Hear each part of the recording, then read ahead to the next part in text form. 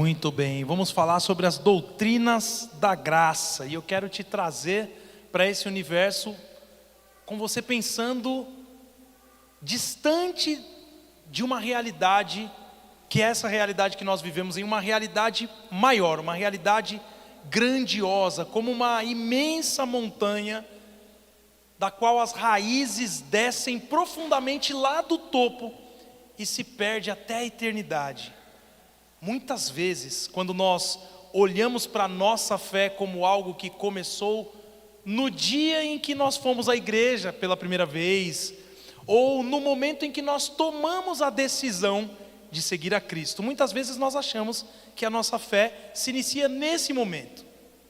Só que o apóstolo Paulo vai nos chamar para olhar além da experiência de quando a fé começou em nós. Ele nos mostra que o fundamento da nossa salvação não está em nós, na nossa resposta a Deus, no dia que nós decidimos ir até o Senhor. Ainda bem por isso, porque nós somos instáveis. Por isso, a nossa fé não está alicerçada em nós, está alicerçada no firme plano do Senhor, no firme e eterno plano de Deus. E esse plano foi feito antes mesmo de existir o tempo, porque Deus está fora do tempo. E Deus já tinha um plano antes mesmo de existir as estrelas, ou antes mesmo de existir o primeiro ser humano. O Senhor já havia estabelecido um plano de amor, desse amor que nós cantamos agora, como um vasto oceano. Quando você olha para o oceano, você não enxerga o fim. É um horizonte de água imenso que você só vê parte dele. Assim é o amor de Deus, o amor que incluía você que está aqui e eu, um amor que nos incluía. Viver as doutrinas da graça é encontrar firmeza em meio a um mundo instável, em meio a uma vida instável, porque nós mesmos somos pessoas instáveis muitas vezes. O mundo ao nosso redor é confuso, é cheio de incertezas, é cheio de promessas que falham.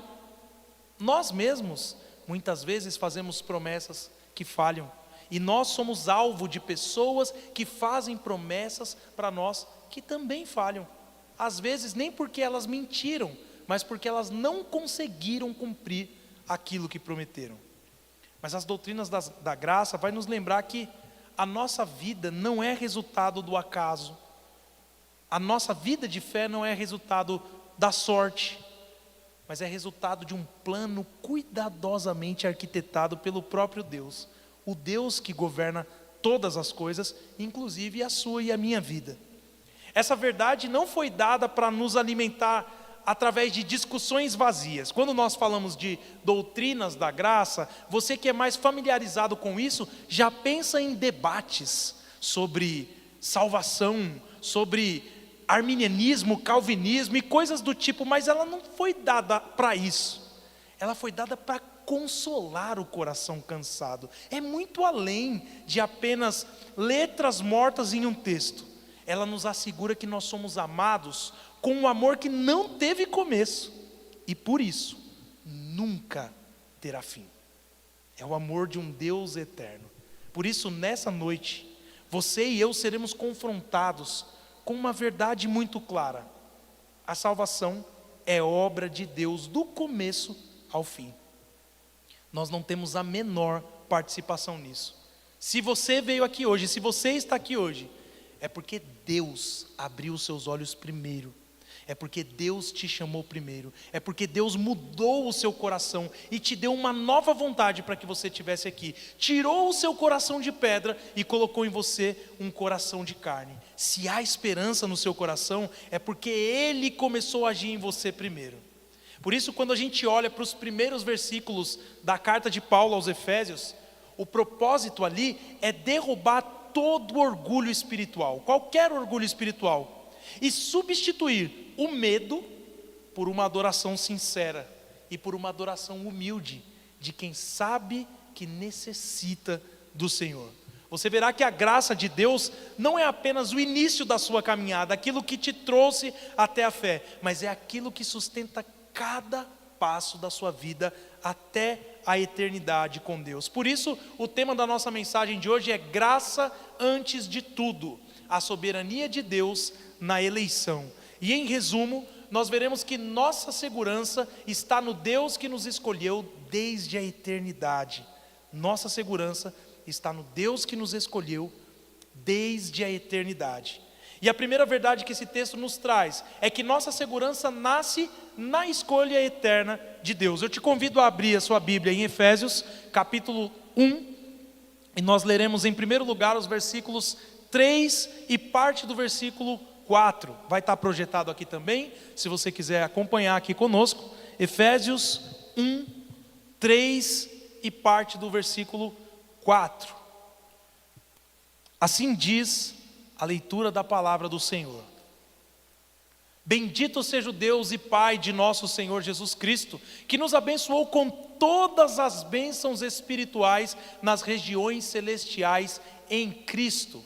Antes da fundação do mundo, Deus nos escolheu nele para sermos santos e irrepreensíveis diante dele. Até aqui, esse momento. Não temos crianças, eu tinha um desenho separado para eles, então a gente pode ir direto para o contexto da carta de Paulo aos Efésios. Essa carta foi escrita pelo apóstolo Paulo quando ele estava preso em Roma. E ela não foi enviada apenas para a igreja em Éfeso, mas ela foi enviada para várias igrejas do que se chamava na época de Ásia Menor. Desde o início, o que fica claro ali na carta de Paulo aos Efésios é que o povo de Deus nunca foi um povo formado por acaso. Desde Gênesis até o fim da Bíblia, desde o chamado de Abraão lá no Antigo Testamento até a formação da igreja de Cristo, nós vemos que Deus esteve agindo e está agindo, escolhendo um povo e formando um povo para si. Então, logo no início desse capítulo que nós lemos, o início da carta, no capítulo 1, Paulo levanta essa oração grande de louvor. Ele bendiz a Deus pelas riquezas espirituais que foram dadas ao seu povo. E uma pequena curiosidade, esse trecho do versículo 3 até o versículo 14 é um parágrafo só, e é o segundo maior parágrafo da Escritura. Paulo vai lá descrevendo as bênçãos do Senhor, uma atrás da outra, sem pausa, vírgula, e Deus isso, e Deus aquilo, e vai. É um momento de explosão de Paulo, de olhar para a grandeza, para o amor de Deus, se impressionar por isso e querer não deixar nenhum detalhe de fora quando ele fala ali com os irmãos de Éfeso e das igrejas da Ásia Menor. E o que ele começa fazendo é mostrando que Deus é a fonte de toda a bênção espiritual. Tudo procede do Senhor.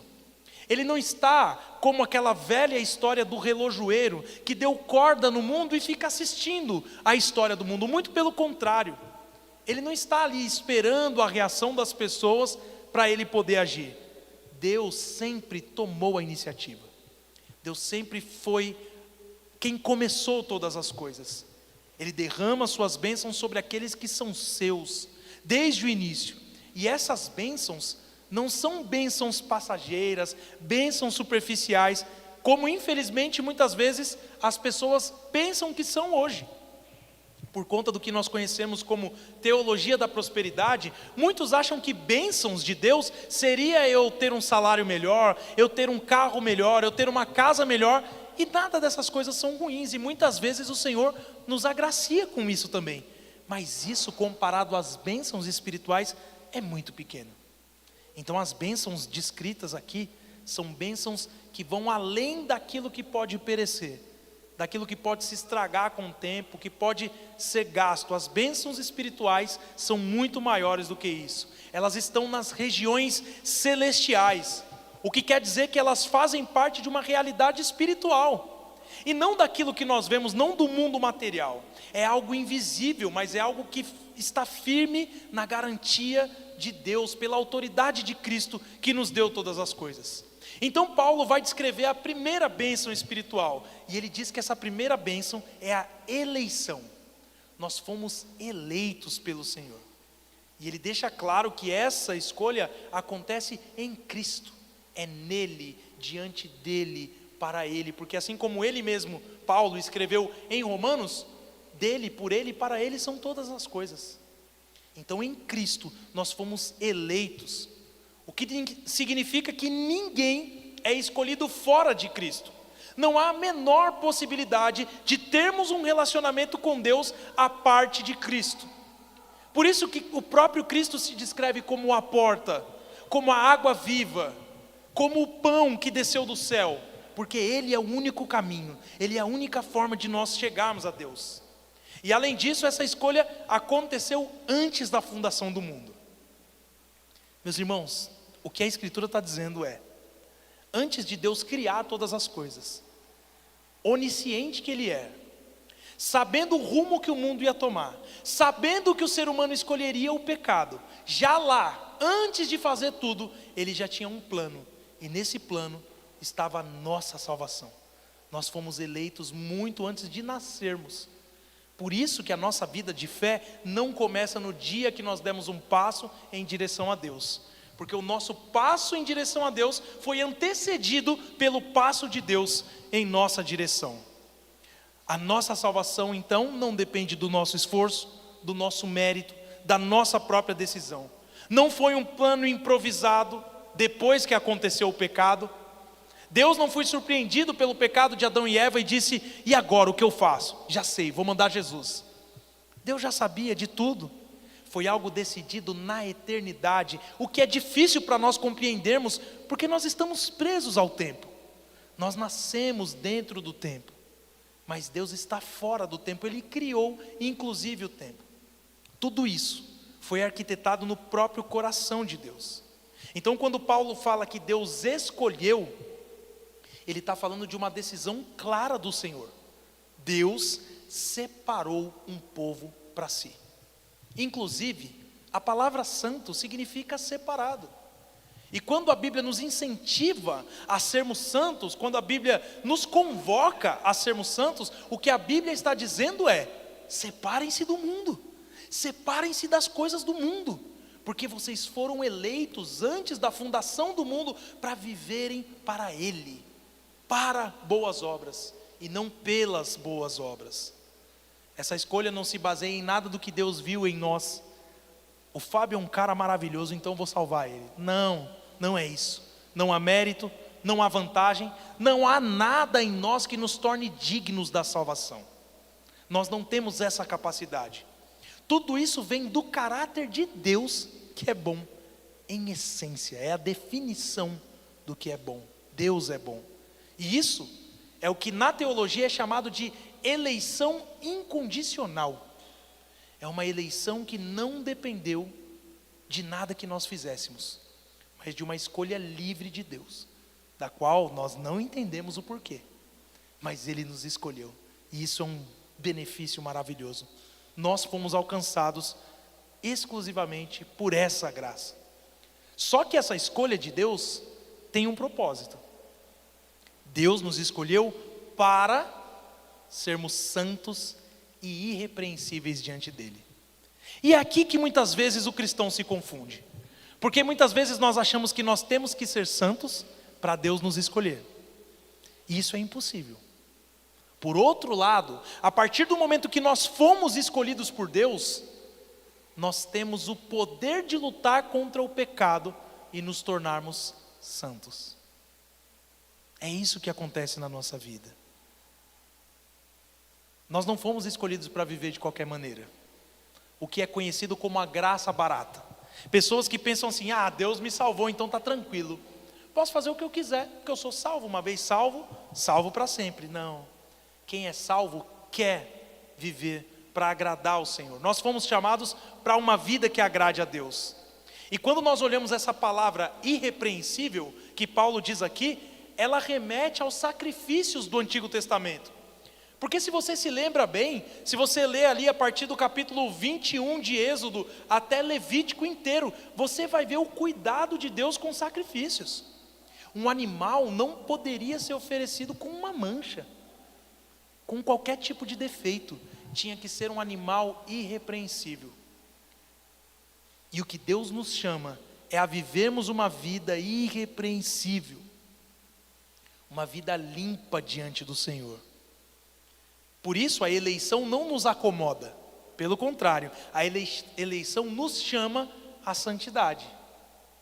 E perceba, viver uma vida limpa diante do Senhor não significa uma vida sem pecados. Significa uma vida de luta contra o pecado, luta intensa contra o pecado. Luta essa que nós só podemos travar a partir do momento que o Senhor abre os nossos olhos e nos dá poder para lutar contra o pecado. Porque o próprio Paulo vai dizer aqui em Efésios, no próximo capítulo, que nós estávamos mortos. E um morto não consegue lutar contra o pecado. Mas ele nos deu vida juntamente com Cristo. E a partir desse momento, nós temos o poder de lutar contra o pecado. E tudo isso, meus irmãos, só é possível por causa de Cristo. Porque Ele é o verdadeiro eleito de Deus. Nós não somos escolhidos isoladamente. Nós somos escolhidos porque fomos unidos a Ele. E quando Deus olha para você que crê em Cristo de todo o seu coração, Ele enxerga em você a justiça do Senhor Jesus. Porque Deus é santo e Ele odeia o pecado. E se não fosse Cristo, Ele jamais se relacionaria comigo e com você. Cristo fez por nós o que nós não poderíamos fazer. Ele sim viveu a vida que nós deveríamos viver. E garantiu que esse plano eterno que Deus arquitetou antes da fundação do mundo se tornasse real na nossa história, entrasse no tempo e fizesse parte da nossa vida. E é por causa de Cristo que essa verdade não é apenas um plano distante, mas é uma realidade viva na minha e na sua vida. Mas a segunda verdade que esse texto nos mostra é que nossa segurança se completa na adoção para a glória de Deus. Leiamos agora os versos 5 e 6. Em amor nos predestinou para Ele, para sermos adotados como seus filhos, por meio de Jesus Cristo, segundo o propósito de sua vontade, para louvor da glória de sua graça, que Ele nos concedeu gratuitamente no amado.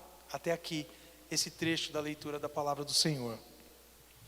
Irmãos, desde o Antigo Testamento, Deus já mostrava que Ele queria um povo para chamar de família. Desde o começo nós vemos isso. Israel, por exemplo, foi chamado de filho primogênito. Foi resgatado do Egito para pertencer a Deus. Não era apenas a libertação de um povo. Agora em Efésios, Paulo mostra que aquele mesmo Deus escolheu, também trouxe para perto aqueles que são seus. A eleição vai responder ao que Deus fez. Já a adoção vai mostrar para que Deus fez o que Ele fez. A eleição mostra, Deus nos escolheu. A adoção mostra, por que Ele nos escolheu? Para que nós fôssemos a família dEle. Esse é o propósito do Senhor em te escolher. Ele não tinha nenhum interesse a não ser que você fizesse parte da família dEle. Deus não quis apenas salvar pessoas, Deus quis formar uma família. E nós somos a família do Senhor. Paulo usa essa palavra predestinou para deixar isso muito claro. Deus decidiu antes de tudo qual seria o nosso destino. O nosso destino era estar com Ele. Às vezes nós ouvimos esse termo, né? Esse aqui é predestinado. Pois é, todos nós que cremos em Cristo fomos predestinados a viver para Ele, a estar com Ele como filhos.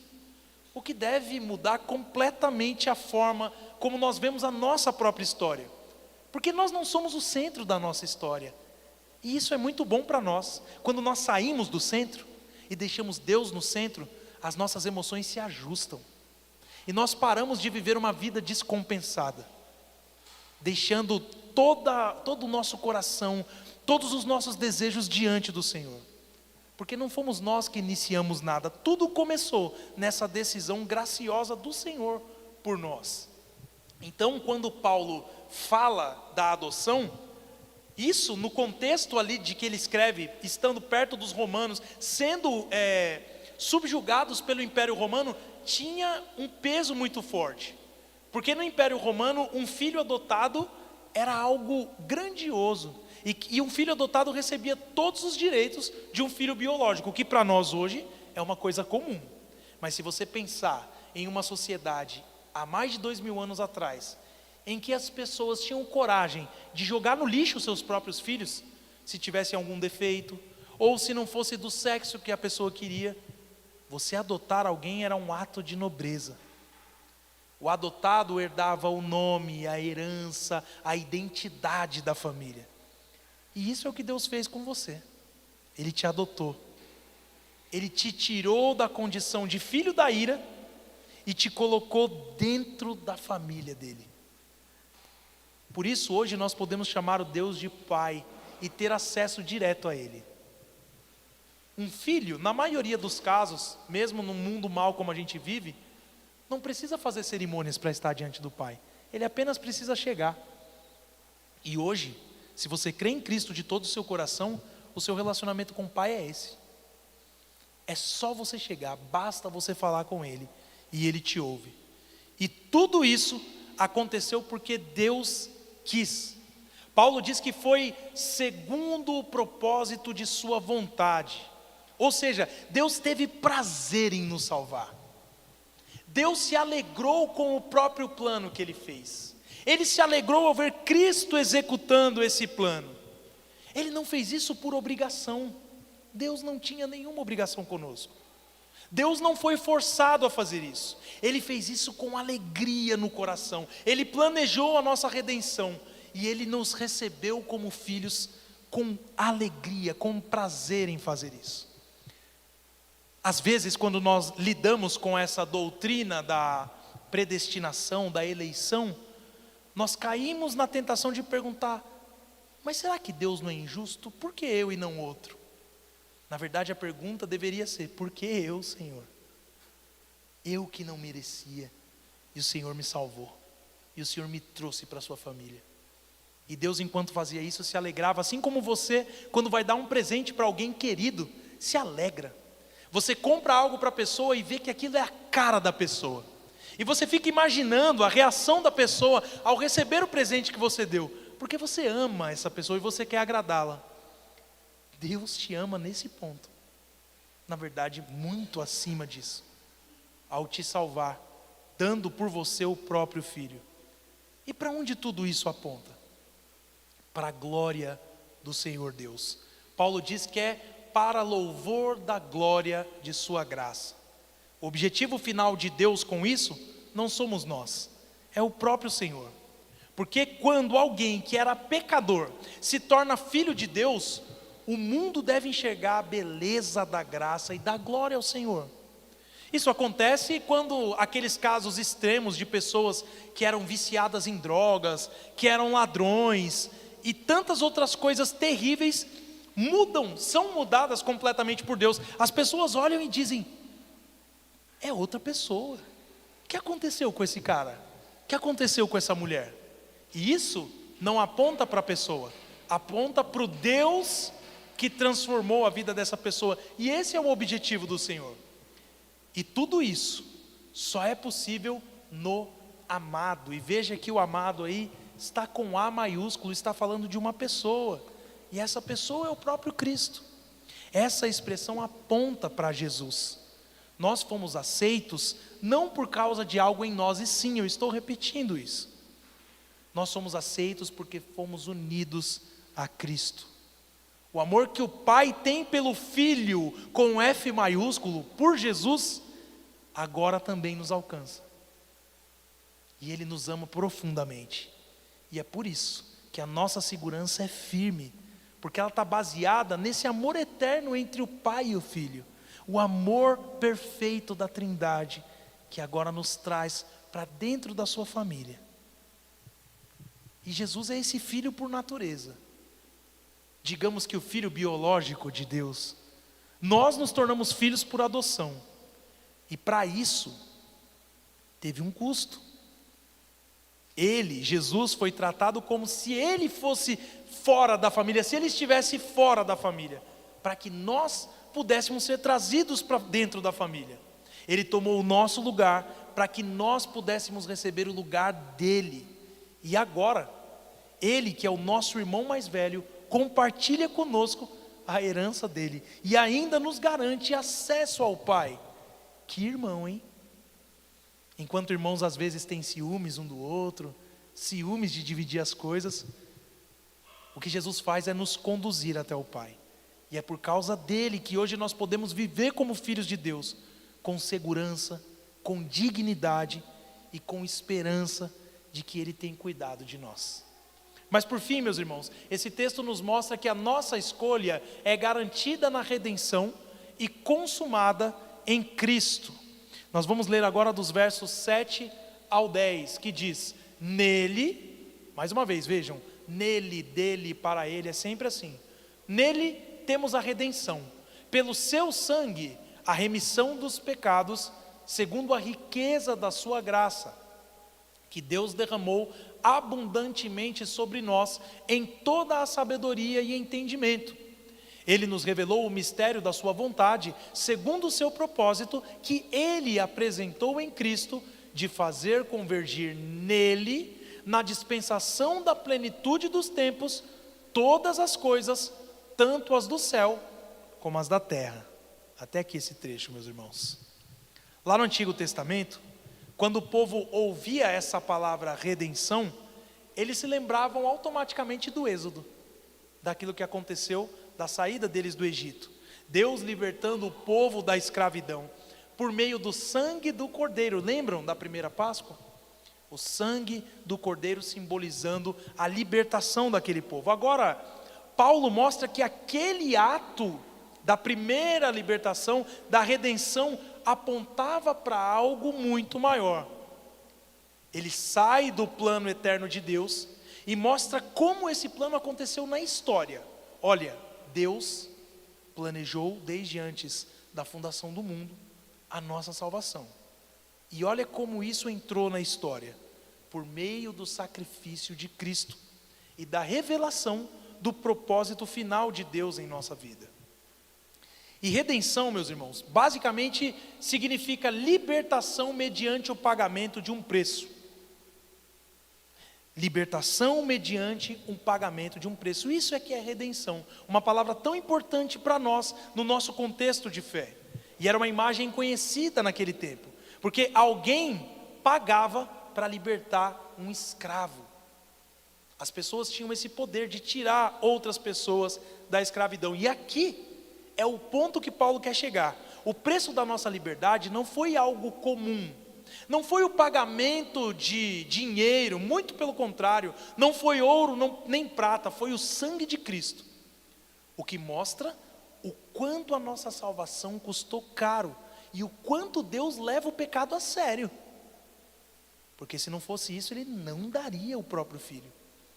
Mas para extinguir o pecado, para matar o pecado, para acabar com o poder do pecado, Deus matou o seu próprio Filho. Ele entregou o seu próprio Filho para que morresse em nosso lugar. E o resultado disso é o perdão dos pecados. Só que esse perdão não significa Deus apenas esquecendo aquilo que nós fizemos.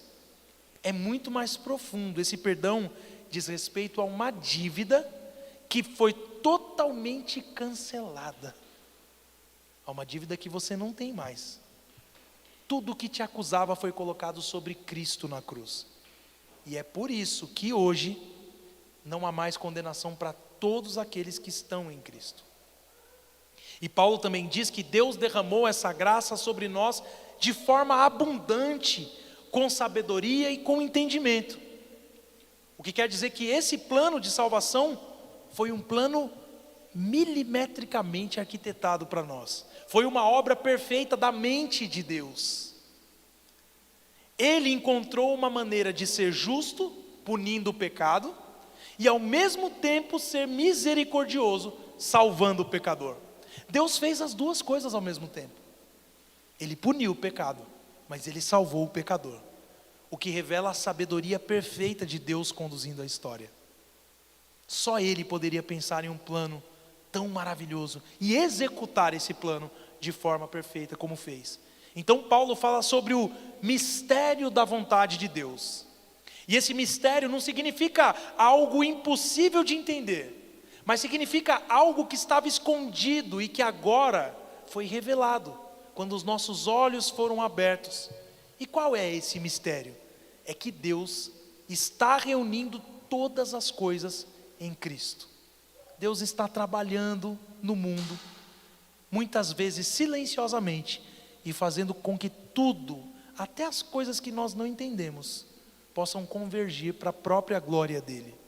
O plano de Deus não termina em salvar indivíduos isolados. Deus está restaurando tudo, seres humanos, criação, até um dia que ele fará novos céus e nova terra, que deve ser a nossa grande expectativa. E o destino da história é claro: todas as coisas serão colocadas debaixo da autoridade de Cristo. Céus e terra, tudo será alinhado sob o governo dele. Todo caos, toda divisão, toda rebelião terão fim. E quando isso acontecer, Cristo será reconhecido como Senhor sobre tudo e sobre todos. O próprio Paulo escreveu em Filipenses que no céu, na terra e debaixo da terra, todo joelho se dobrará diante do Senhor e toda língua confessará que Jesus Cristo é Senhor. Para quê? Para a glória de Deus Pai. O plano do Senhor é perfeito.